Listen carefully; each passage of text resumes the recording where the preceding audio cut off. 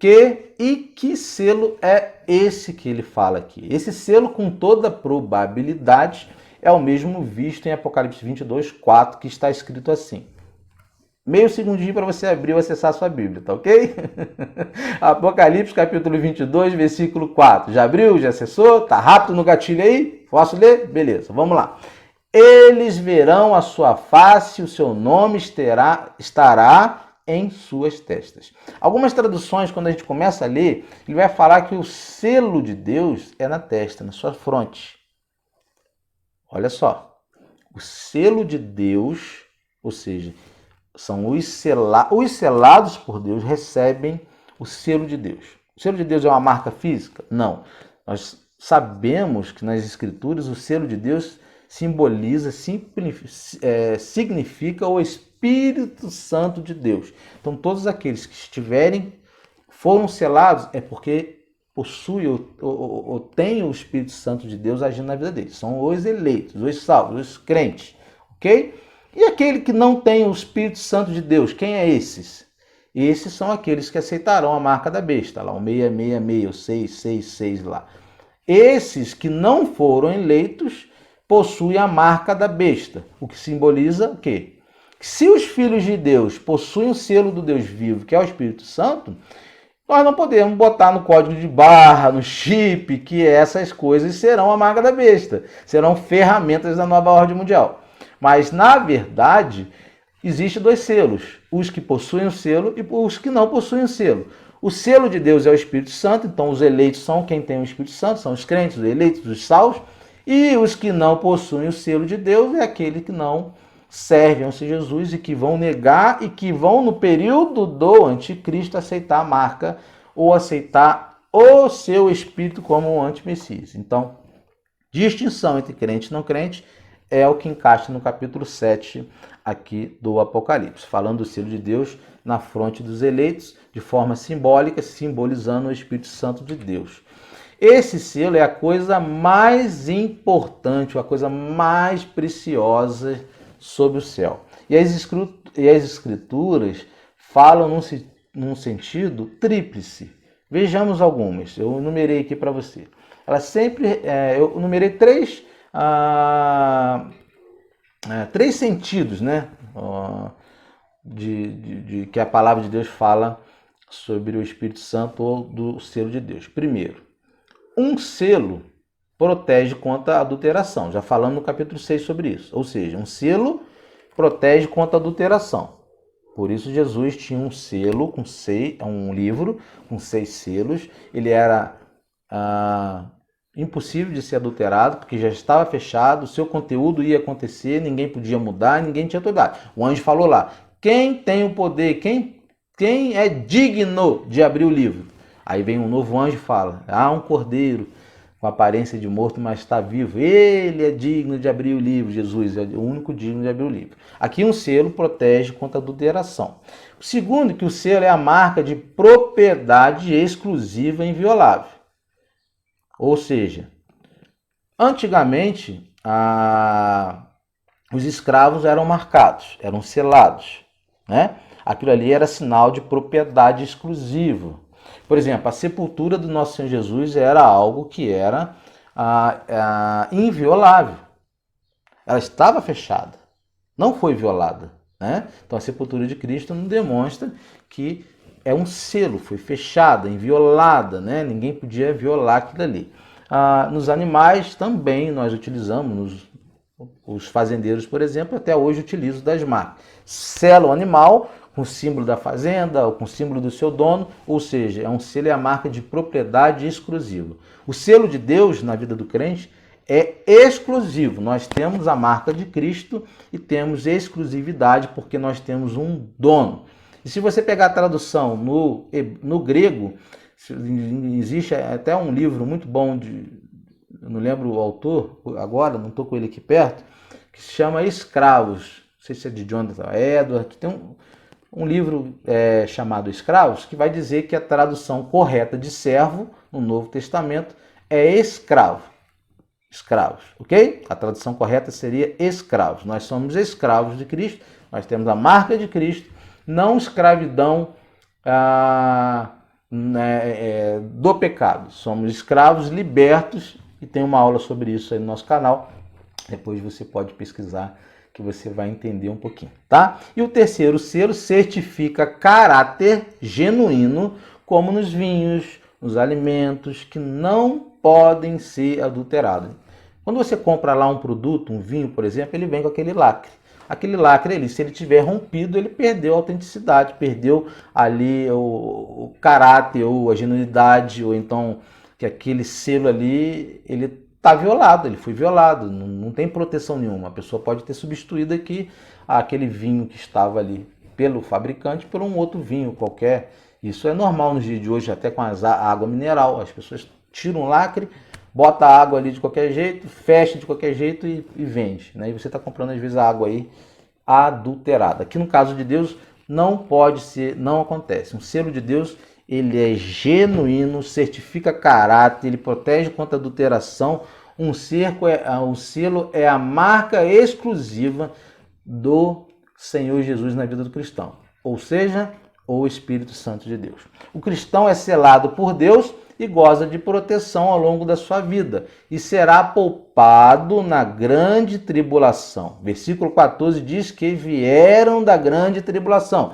Aqui mais uma questão importante, amados. A própria palavra de Deus, no Apocalipse capítulo 7, fala que aqueles que estão com vestes brancas vieram da grande tribulação, ou seja, a igreja estará presente no período da grande tribulação. Ela não será retirada, ela será poupada no meio da grande tribulação. Cristão selado por Deus, goza de proteção ao longo da sua vida, e será assim quando Jesus voltar, no período do meio, entre os 3 anos e meio finais da grande tribulação. O povo de Deus será tirado, será protegido, porque são selados. O Filho o selou. Jesus foi quem selou, pois comprou e redimiu com seu sangue na cruz. Jesus pagou pelo nosso pecado, conforme você pode ver em João 3,16. O Espírito selou. Olha o que Efésios diz lá em capítulo 1, versículo 13. E tendo nele também crido, foste selado com o Espírito Santo da promessa. Olha só, então Efésios capítulo 1, versículo 13 já fala, já está dando aqui para a gente a interpretação do que é o selo de Deus. Está nos provando que o selo de Deus não é uma marca na fronte, não é um desenho, não é um chip que vai ser colocado em nome de Deus, uma tatuagem com a cruz que simboliza. Não. O selo de Deus é o Espírito Santo de Deus. Nós já vemos isso em Efésios capítulo 1, versículo 13. E tendo nele também crido, foste selado com o Espírito Santo da promessa. Quem crê, aquele que creu, né? Aquele que foi eleito, foi salvo.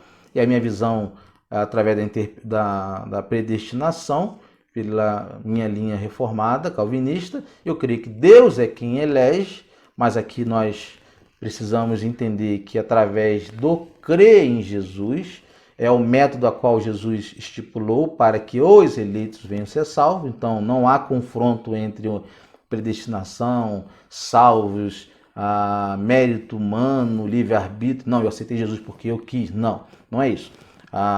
O Espírito Santo de Deus foi nos dado por promessas, nós fomos selados com o Espírito Santo da promessa, porque nós cremos nele. Quando aqui a palavra está falando, porque também creu no Senhor Jesus, é algo que não foi criado no seu coração por si próprio, não foi você que escolheu.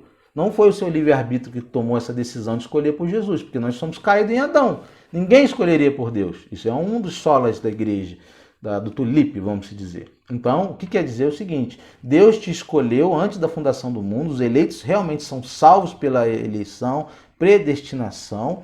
Agora, ele também colocou métodos para que os eleitos venham a crer em Jesus. Qual foi o método que Jesus, que o Senhor estipulou para que os eleitos venham até Jesus? A pregação do Evangelho. Há necessidade de aquele que é eleito escutar a palavra de Deus para que ele creia. Ok? Então, distinção, só para que você não faça confusão, para que você não fique achando que você creu em Jesus porque você quis ou você tomou essa decisão, aceitei Jesus. Não, isso, o verdadeiro cristão, ele é cristão porque Deus o elegeu para ser, ok? Deus o predestinou. Os eleitos são salvos não pelo nosso mérito, é graça imerecida, é dom de Deus.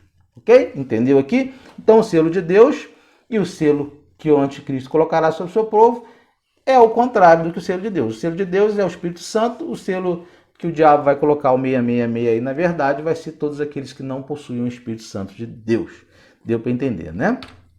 Lembra da pergunta dos ímpios, lá em Apocalipse 6,17? Quem ficará de pé nesses dias? Lembra no finalzinho da última aula? Eles fizeram essa pergunta, porque a ira de Deus estava sobre eles, eles estavam tentando se esconder. E aí a pergunta aqui agora é o seguinte: quem ficará de pé nesses dias? É óbvio. Quem ficará? No Apocalipse 7 fala isso. Os selados, os remidos, os salvos, os justificados pelo nosso Senhor Jesus, ficarão de pé no dia do juízo, serão livrados no meio da tribulação. Eu quero trazer 3 avisos importantes nesse capítulo para você. O primeiro aviso que eu quero trazer é que estaremos na tribulação. Olha só, irmãos. Nós, Igreja de Jesus Cristo, estaremos na tribulação. Não haverá arrebatamento antes, como alguns acreditam que a igreja será retirada, né? 2 Tessalonicenses, compreensão incompleta, sem uma exegese do texto. Ou seja, não haverá arrebatamento secreto. A igreja não vai ser tirada e o povo que vai ficar aqui sofrendo. Alguns dizem aí o judeu vai ficar aqui depois tendo... Não, olha só. Estaremos na tribulação, mas seremos tirados no meio dela. Então o povo vai sofrer, vai ser perseguido, mas vai chegar uma hora que Jesus recolhe a sua igreja. Jesus volta, é uma única volta. Jesus não arrebata e depois volta, ou seja, não é 2 vindas, é uma vinda apenas que Jesus vai vir. Ou, aliás, é a sua segunda vinda que Jesus vai vir e tirar a sua igreja. Há uma segurança para a igreja, um segundo aviso. Não precisamos ter medo. A salvação não se perde, amados irmãos. Muitos acreditam que a salvação pode ser perdida. Eu dei uma escorregada, eu me desviei do evangelho, eu pequei. Cometi um pecado com o Senhor, se eu morrer naquela hora eu vou para o inferno. Irmãos, salvação é graça. Efésios 2,8 diz que porque pela graça sois salvos, por meio da fé. Isto não vem de nós, de vós. Isso é dom de Deus. Isso, vou rebater aqui, ó. E isto não vem de vós, não vem de nós. Nós não escolhemos. Salvação é graça imerecida dada por Deus. Ou seja, segundo aviso para você, igreja, há uma segurança. Se Deus selou você, se nós somos selados, nós não precisamos ter medo. Há promessas, o Senhor nos tirará, o Senhor vai nos proteger no período da grande tribulação. E num período que apertar, o Senhor com certeza voltará e nesse período ele vai tirar a sua igreja. Nós passaremos por períodos difíceis ainda, mas Jesus nos prometeu, não tenhamos medo que Jesus vai nos tirar no meio da grande tribulação. E o terceiro aviso para a igreja, há uma recompensa para aqueles que foram selados. Estarão vestidos de vestes brancas cantando louvores ao Cordeiro. Que coisa maravilhosa. Para que ter medo? Não é mérito nosso. A recompensa para aqueles que vão sofrer, a recompensa para você que está aí, irmão, amada irmã, você que está hoje passando por dificuldade. Não sei qual é a dificuldade que você tem passado hoje, mas Deus sabe, Ele conhece, Ele te protege, Ele está com você, Ele sabe até quantos fios de cabelo na cabeça você tem. Ele sabe do que você está passando. Deus se desvaziou e fez carne, e Ele tem compaixão de nós, porque Ele sofreu, Ele sabe como dói, Ele sabe como nós nos sentimos. Ele sabe. Jesus sabe o que você está passando. Confia. Deus tem promessa para você. Deus tem promessa para todos nós. Descansa. Faz como Elias. Descansa, dorme, come, porque o Senhor está nos preparando para a sua segunda vinda. Há uma grande caminhada futura que a igreja do Senhor Jesus vai passar. E é um período daqui para frente de perseguições, de tribulações. Nós temos que estar preparados. Porém, Jesus já fez a promessa: eu estarei convosco até o final dos dias, final dos séculos. É a promessa que o Senhor fez para nós. Não venhamos a nos desanimar. Jesus prometeu, Ele estaria conosco, deixou seu Espírito, nos selou. Amém? Então, a promessa para nós.